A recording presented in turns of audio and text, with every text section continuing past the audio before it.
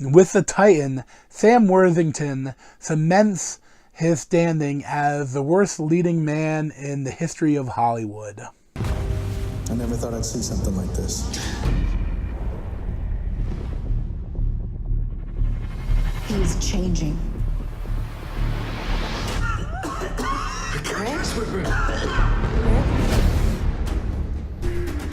So the Titan is a new Netflix movie, and there's another really bad Netflix original movie, and it stars the aforementioned Sam Worthington, and he is again playing an incredibly bland, blank canvas soldier character that he plays in every single movie, and he never plays well, and it's just, he is such a bland, monotone actor that I don't know how he keeps getting work. Like, he has never done a good role ever. Like, his best role was in that one Mel Gibson World War II movie. But even that, he was still playing a bland soldier. And in this one, he plays a soldier that was tasked with becoming part of a genetic modification program to send people to the moon Titan, as the Earth is about to be destroyed, kinda. Like, that's the thing. One of the worst, like, things you can do in a movie. And I know it's really cheap to do that, but they have, like, a random news report and the scientist saying that the world is ending. And, like, a lot of, like, you know, they're fudging the numbers about how population keeps increasing, we're running out of food, and there's this war, so everyone's gonna die. We have to find a new place to live. And it's like, yeah, okay, but then where the whole movie takes place is a perfect, idyllic area. Like, it is gorgeous. They're in this, like, gorgeous villa in this valley with a lake, and it's beautiful, and it's perfect weather, and there's nothing wrong with the world. It's like, if you're gonna do an apocalyptic world, show some apocalyptic world. You know, why set it in such a perfect place? Like, it bothers the hell out of me when movies do that. But in this, his wife is Taylor Schilling, the girl from Orange is the New Black, and she's really bad in this.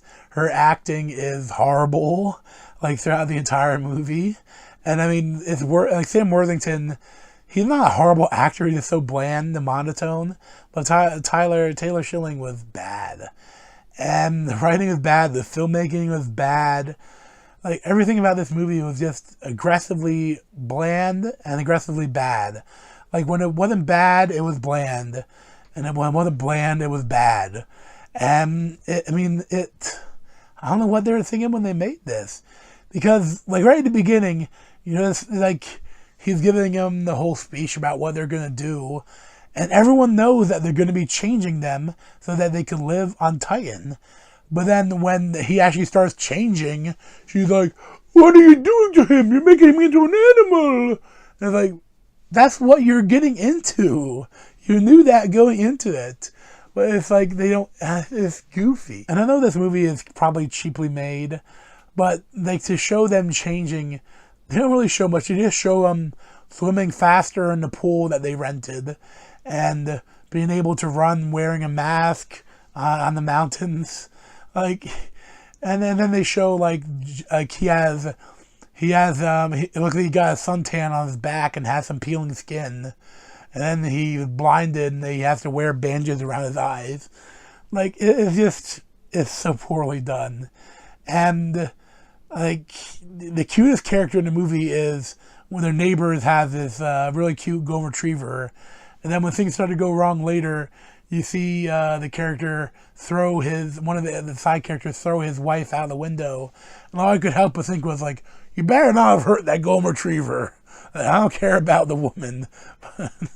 But, like, the whole idea that they have all these characters, but you never get to know any of them, you never get to care about them. But then, in some moments, you feel like they're trying to make you care about them because they spend a lot of time with them, but then they all start dying, and it's like, So, and it's not trying to make it feel any emotion for them dying. So it's like, do you want me to care or do you not want me to care?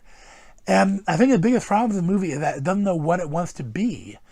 Like, it wants to be a science fiction movie, but it doesn't do like the action-y science fiction, but like it tries to do that toward like at one point, but the action is filmed incredibly poorly with like an immense amount of cuts and shaky camera, and it looks horrible. And it doesn't really do the body horror, because they have some body horror aspects, but it doesn't really doesn't really go with them. It doesn't really do like the philosophy science fiction. It doesn't really do the science of the science fiction. Because like again, they have a little bit of the philosophy of like, should they be changing people, and they have a tiny bit of the science where like, oh, we're taking the bat and we're merging it through an enzyme, and it's like it's poorly done. And the biggest thing, I mean, why do they have to change the humans that much? You could adjust them more slowly, have them still be human, but maybe have them wear a suit when they're on the moon, instead of being naked, a crotchless naked alien on the moon. And slight spoiler, it doesn't really matter. But when you get to the big reveal, like first, like, they get, the skin is a little grayer, but then there's the big thing where like they actually, some of them turn into the final like aspect of what they're trying to do, and it looks so bad. Like, it looks like a crappy cosplay version of the engineers from Prometheus. And I mean, it looks a lot like the engineers from Prometheus.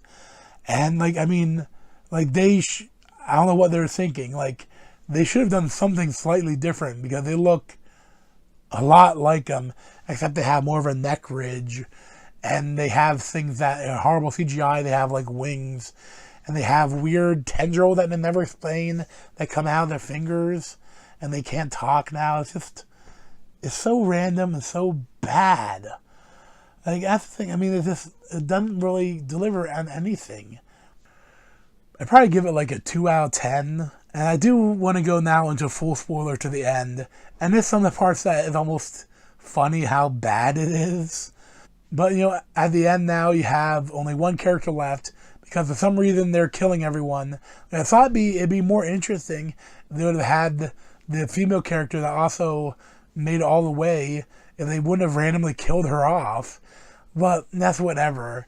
But then they have this one of these versions, so that you think that instead of like sending him off to Titan alone, like, for what is he gonna do with one person?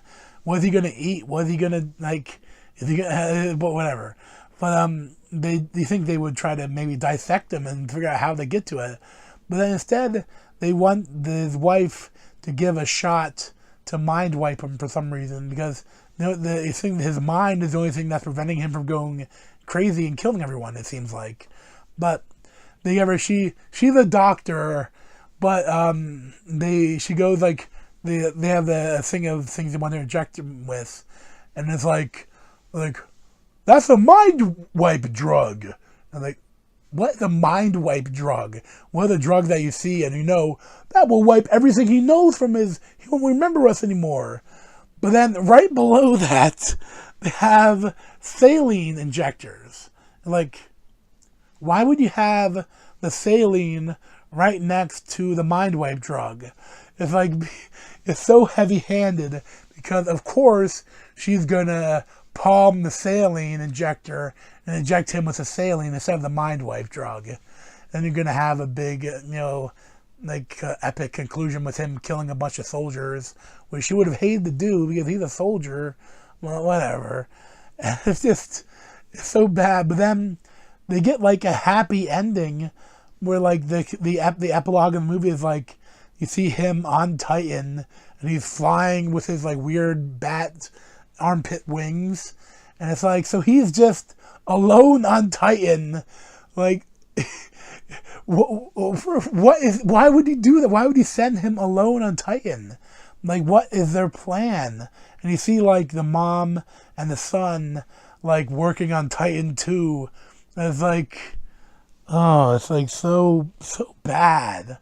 And I mean, I thought maybe that is the thing that like they'd have like years in the future, and maybe they show a bunch of them, and that they using his data, they're able to do it less aggressively than the mad scientist was doing it. But no, it's just weird.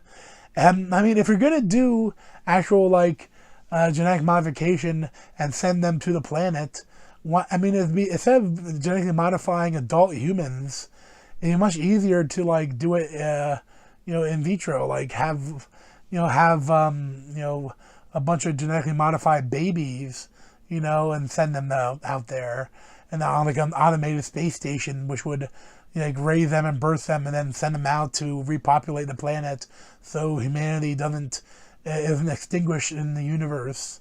Like, but whatever. That's not what they're trying to do. They're not trying to be smart at all with the movie, and it's just aggressively bland and bad.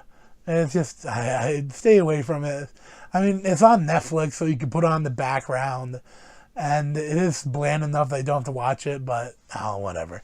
I would not recommend it. Well, thanks for watching, and check out the video playlist around my head, or subscribe to me on the button over there. Thanks.